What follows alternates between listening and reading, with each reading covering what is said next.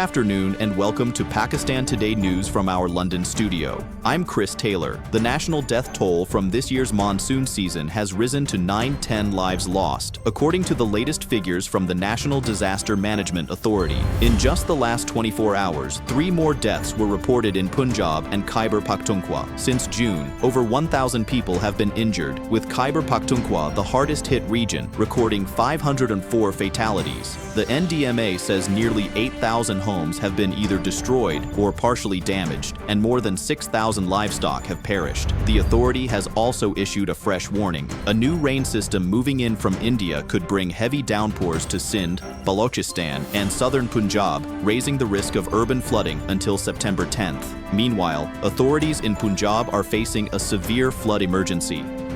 The PDMA has declared a very high flood situation in Jalalpur Pirwala, issuing urgent evacuation orders for citizens. Helicopters and dozens of rescue boats have been deployed to move people to safety. At the same time, President Asif Ali Zardari has placed all institutions in Sindh on high alert, ordering preparations for the expected heavy rains. For more on this developing situation, we're joined by our correspondent Drake Rowland, reporting from Jalalpur Pirwala. Drake, what's the latest on the ground?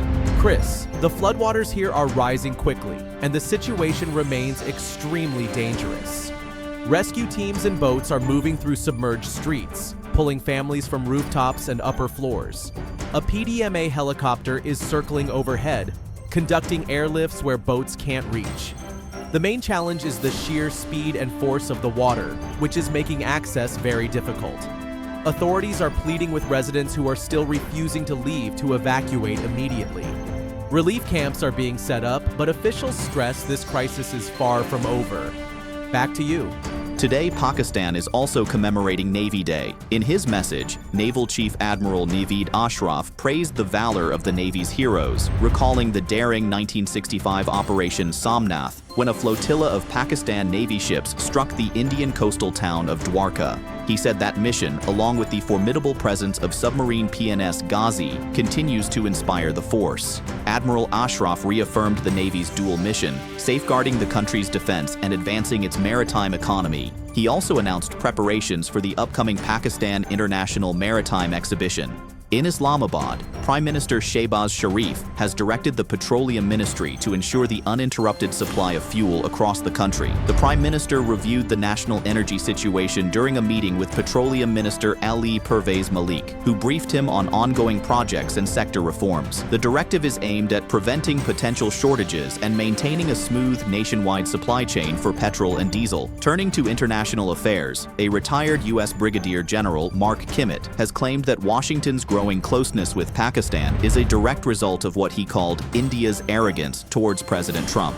Kimmett said this perceived arrogance has pushed the United States to strengthen its ties with Islamabad, highlighting what he described as a bromance between Trump and Pakistan's Field Marshal Asim Munir. His comments follow weeks of public friction between Trump and Indian Prime Minister Narendra Modi, particularly over Trump's claim of brokering a ceasefire between India and Pakistan, a claim New Delhi strongly rejected. This analysis comes despite Modi's recent insistence that U.S.-India relations remain very positive. And finally, let's turn to sports news now, where Pakistan has won the T20 Tri-Series final in Sharjah. For that, we're joined by our correspondent Marshall Matthew. Thank you, Chris. Pakistan claimed victory in the final, beating Afghanistan by a commanding 75 runs. After setting a target of 141 for 8, Pakistan's bowlers dismantled Afghanistan for just 66. Spinner Mohammad Nawaz was the standout, taking a hat-trick on his way to a maiden 5-wicket haul.